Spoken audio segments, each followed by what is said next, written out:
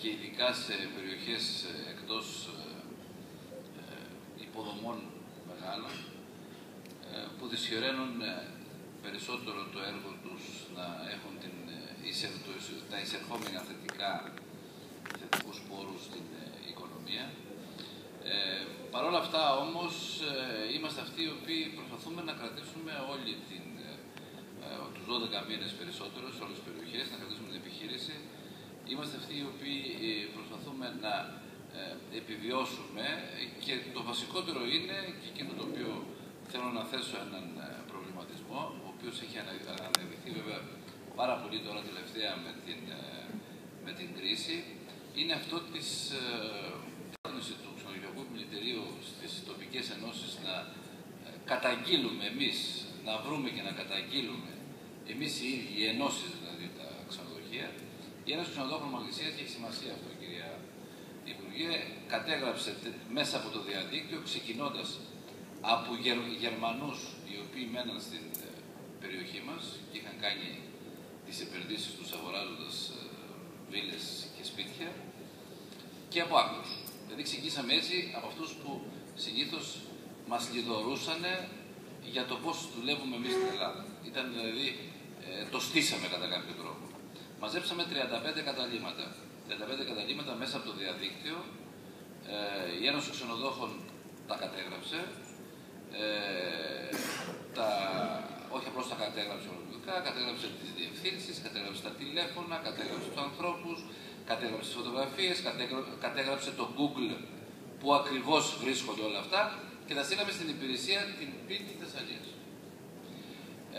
Άμεσα η ΠΙΤ έκανε τις απαιτούμενες ενέργειες, κάλεσε ΣΔΟΕ, Ένωση Ξενοδόχων, Τουριστική Αστυνομία, και άρχισε ο τιτάνιος αγώνας για να μπορέσουμε να βεβαιώσουμε τις παραβάσεις στους 35, οι οποίοι δεν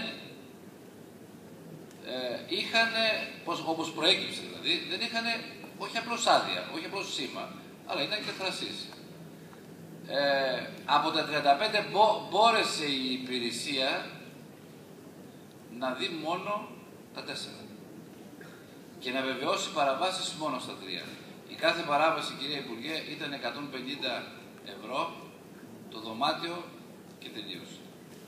Δεν συνηγόρησε, δεν ήρθε σε αυτή την προσπάθεια η ΣΔΟΕ, άρα το νομοθετικό πλαίσιο προφανώς έχει πρόβλημα, δεν το συζητάμε, ενώ στο ίδιο το διαδίκτυο 1.500 με 2.500 ευρώ την εβδομάδα αυτά τα καταλύματα που λειτουργούν. Γιατί το αναφέρω το παράδειγμα αυτό? Το αναφέρω απλώς διότι είναι ένα καθαρά θέμα της δικής σας αρμοδιότητας, δεν το συζητάμε, και της συνεργασίας με τις ΔΟΕ. Δυστυχώς εμείς δεν έχουμε επιτύχει τα αναμενόμενα αποτελέσματα στην περιοχή μας. Βέβαια, ως Ένωση Ξενοδόχων θα επανέλθουμε, αυτή τη φορά μέσω του εισαγγελέα. Διότι ενδεικτικό θα σας πω μόνο την απάντηση ενός Γερμανού σε ένα σπίτι. Ότι εγώ είμαι κάτοικος Γερμανίας, εκεί παίρνω τα χρήματα, δεν έχω νέα δουλειά να δώσω τίποτα εδώ. Άρα λοιπόν, κακός που με έλεγε. Αντιλαμβάνεστε λοιπόν ότι αυτό το θέμα, το οποίο απλώς το ανέφερα σαν παράδειγμα, δεν έχει καμία σχέση, δεν είναι μόνο αυτό, αυτό το θέμα δημιουργεί στη μικρή τη ξενοδοχεία ένα πάρα πολύ μεγάλο πρόβλημα σε συνδυασμό με άλλα θέματα, με την παραξενοδοχεία η οποία γίνεται έντονα και στο ηλεκτρονικό πια επίπεδο. Εκεί θα πρέπει να οργανωθεί, θα πρέπει το νομοθετικό πλαίσιο να το δούμε από κοντά. Θέλω επίσης να σας πω και κάτι άλλο και σύντομα σας έρθει ένας φάκελος από την Ένωση, βέβαια το αναφέρθηκε πριν ο συνάδελφος ο Κώστας από τη Θράκη, θα σας έρθει στο γραφείο σας και κάτι άλλο. Προσπαθείτε, τρέχετε, το βλέπουμε. Βλέπουμε ότι υπάρχει μια καλή διάθεση. Βλέπουμε ότι μας δίνετε μια ελπίδα, δεν το συζητάμε. Τι το κάνετε όμως, αν έχετε προξενικές αρχές οι οποίες δεν σας δίνουν όχι απλώς σημασία, δεν δίνουν καν σημασία την Ελλάδα. Θα σας έρθει στο γραφείο σας τις επόμενες μέρες ένας πλήρης φάκελος από μια υπόθεση προσπάθειας που κάνουμε ξενοδόχοι της Μαγνησίας να φέρουμε κόσμο μην γελάσετε, από την Αλγερία. Μην γελάσετε. Έχουμε έτοιμα συμβόλαια, έχουμε τα πάντα. Τελευταία ο πρόξενος, ο οποίος την κάνει και είναι και Θεσσαλός κιόλας και μας βοηθάει, δεν έδωσε βίζα στον πράκτορά μας για να έρθει στην έκθεση φιλοξενία. Πώς θα πάμε, δηλαδή κάπου, άκουσα για κάποιο σεμινάριο. Εδώ τα πράγματα, κύριε Υπουργέ, είναι σοβαρά. Δηλαδή, δυστυχώς θα πρέπει να σηκώσετε τηλέφωνο. Μας εμπέζουνε και μας λένε ότι κάνουμε προσπάθεια λαθρομετανάστευσης. Δηλαδή, 2 γραφεία με προσπέκτους στο ένα, προσπέκτους στο άλλο, επώνυμα γραφεία, με ημερομηνία εισόδου που ανοίγει το πακέτο, με ημερομηνία εξόδου την ίδια, ταυτόσιμη. Δηλαδή, οι παλιές οι τουριστικές βίζες που λέγαμε. Και σου απορρίπτει με αιτιολογίες οι οποίες είναι. Αυτό δεν συμβαίνει μόνο βέβαια στη Μαγνησία, υπάρχει πρόβλημα και στην Πιερία, αντίστοιχο πρόβλημα.